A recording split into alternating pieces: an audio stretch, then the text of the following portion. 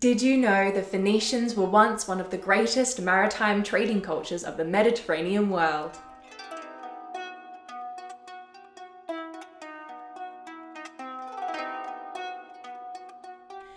Hello and welcome to World History Encyclopedia. My name is Kelly and today's video is all about the fascinating maritime trading superpower of the Mediterranean known as the Phoenicians. Don't forget, the easiest way to support us is by giving this video a thumbs up, subscribing to our channel, and hitting that bell icon for notifications so you don't miss out on any new uploads. World History Encyclopedia is a non-profit organisation who is now on Patreon, a brilliant site that offers exclusive benefits to patrons. Your support helps us create videos twice a week, so make sure to check it out via the pop-up in the top corner of the screen or via the Patreon link down below.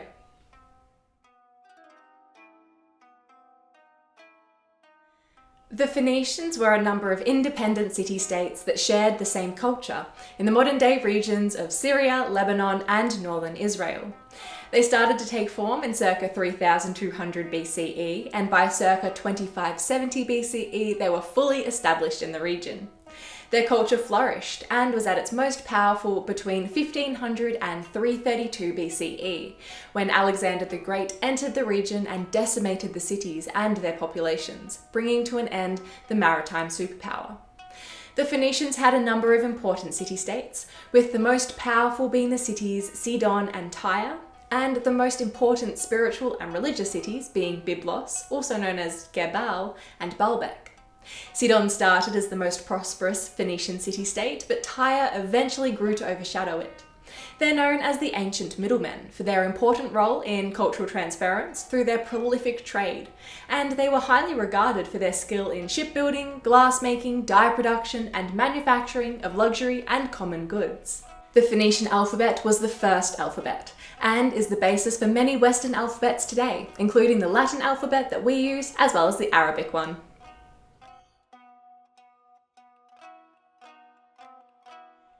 The Phoenicians were known as skilled sailors, shipbuilders, and great navigators of the turbulent waters of the Mediterranean Sea. It was at their city of Byblos where they perfected the art of shipbuilding and developed the curved hull. They also developed extensive trade networks far and wide with Cyprus, Rhodes, the Cyclades, mainland Greece, Crete, the Libyan coast, Egypt and North Africa, Spain, Sicily, Italy, Britain, and beyond. According to Herodotus, the Phoenicians managed to circumnavigate Africa in a voyage in circa 600 BCE, sponsored by the Egyptian pharaoh Necho. The strip of mountains on the coast of the Levant meant that expansion by sea was a better bet than it was inland, and they had plenty of cedarwood and other raw materials for their shipbuilding in their homeland. Their main reason for branching out was their search for commodities and raw materials like different metals. Permanent trading posts became a necessity, as did regular way stations, since most Phoenician ships stayed close to the coast and only sailed during the day. The permanent settlements became a valuable new market for selling Phoenician manufactured goods. These posts eventually became colonies and cities in their own right. The extensive trade network established by the Phoenician sailors eventually developed into an empire of colonies, with the most successful becoming Carthage on the North African coast. Phoenician colonization meant their permanent influence extended along the entire coastline of the Mediterranean, with the initial trading posts being established between the 12th and 8th centuries BCE, followed by the establishment of colonies between the 8th and 6th centuries BCE. 500 years of trading via the sea established the Phoenicians as one of the greatest trading powers of the ancient world. Phoenician shipwrecks give us evidence of the type of goods and raw materials being traded, including ingots of copper and tin, wine and oil in storage vessels, silver and gold jewellery, and faience objects. Other goods commonly traded include glass, which the Phoenicians are wrongly attributed as the inventors of, textiles, papyrus, wood, wool, spices, pottery, food, and slaves. However, their most lucrative trading good was their purple dye, known as Tyrian purple.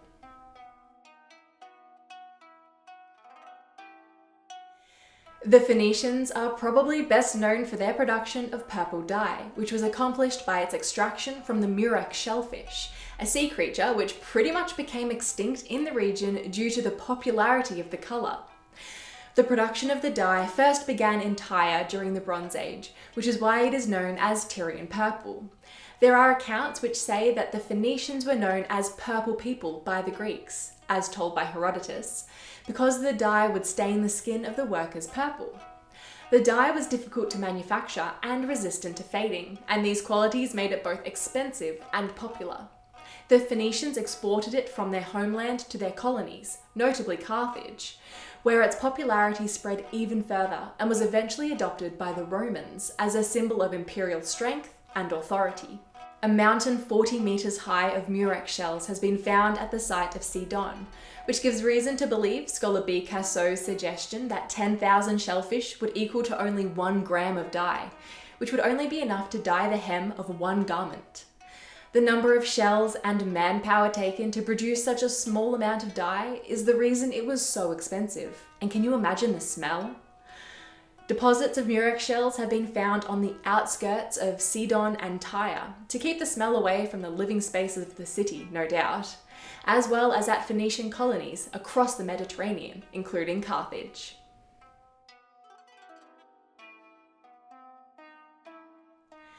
Let's take a quick look at the city of Carthage, shall we? Carthage began as a small hill community on the North African coast, which is now modern-day Tunis.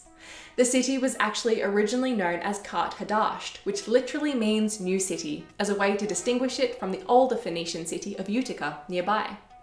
The legendary founding of the city is dated to 814 BCE, a date that has been corroborated by archaeological evidence of the site, even though the historicity of its first queen has been challenged, by the Phoenician queen Elissa, better known as Dido. The legend claims that the Berber chieftain who controlled the region told her she could have as much land as an ox hide would cover.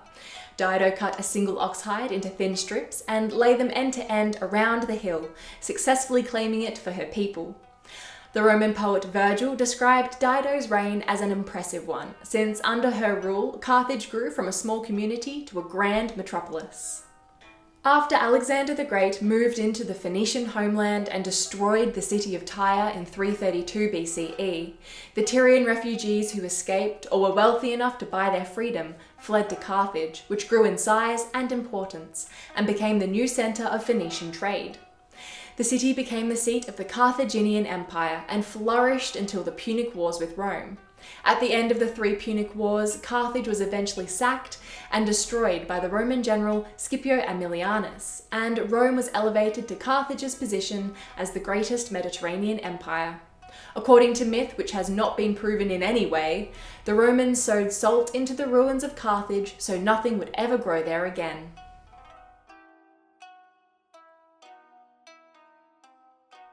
The art of the Phoenicians is best known from small decorative objects and was exported throughout Mesopotamia and the Mediterranean. Their art was influenced by their neighbours, and the different influences are seen in different objects, with their pottery influenced by the Aegean Islands, their metalwork by Ugarit and Mesopotamia, and their ivory work by Egypt. Unlike many of their contemporaries, whose cultural traditions ceased at the end of the Bronze Age, the Phoenician traditions continued into the Iron Age. There are only a couple of surviving large-scale sculptures, with one piece dated from the 6th century BCE of a male torso in a pleated skirt, belt, and crescent moon pendant. Smaller scale productions of small shrines, stele, and grave markers were more popular. There is also evidence of bronze figurines, but their origins are hard to differentiate from other Syrian cultures. The earliest Phoenician ivory plaque dates to the 9th century BCE, and they were used as decorations on walls, altars, incense burners, and furniture. The most common iconography on ivory plaques are lions, sphinxes, and winged goddesses, which shows the Egyptian and Assyrian influences. The Phoenicians were known for their fine metalworking skill, and an interesting example of this is Achilles in Homer's Iliad, who presents a beautiful Phoenician silver crater as a prize in Patroclus' funerary games.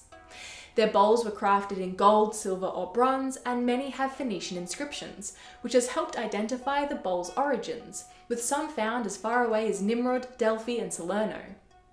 The Phoenicians also exported their glassware, a skill they learnt from the Egyptians, as well as terracotta figurines, who were often female and commonly found in graves, carved seals, often on scarabs, used for sealing messages, as well as personal adornment, and jewellery, often made out of gold and glass.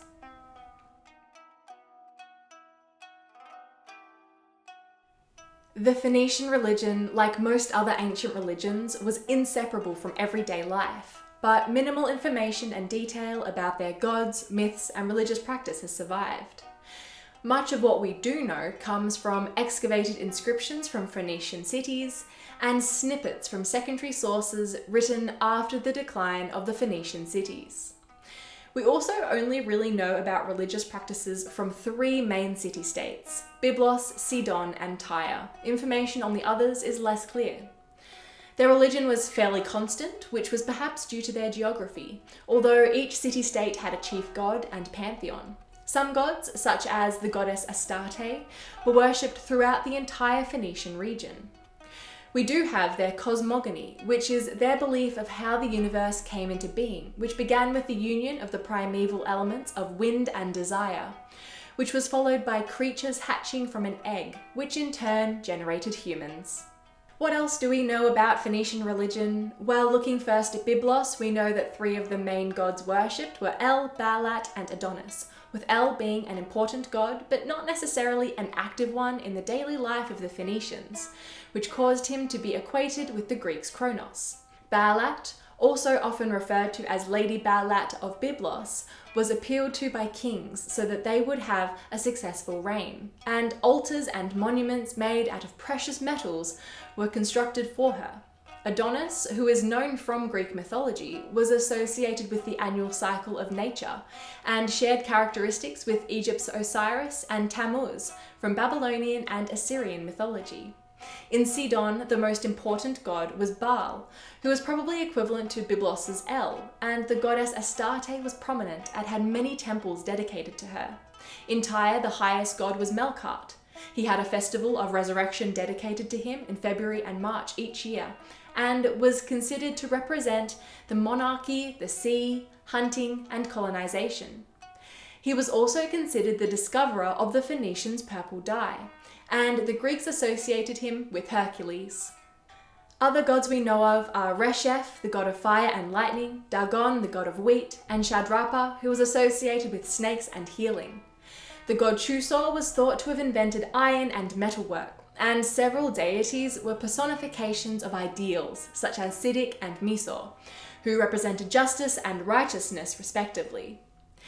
There were certainly other gods, although their pantheon doesn't seem as large as other ancient cultures, but it's often impossible to differentiate one god from another, and many could be the same with different names.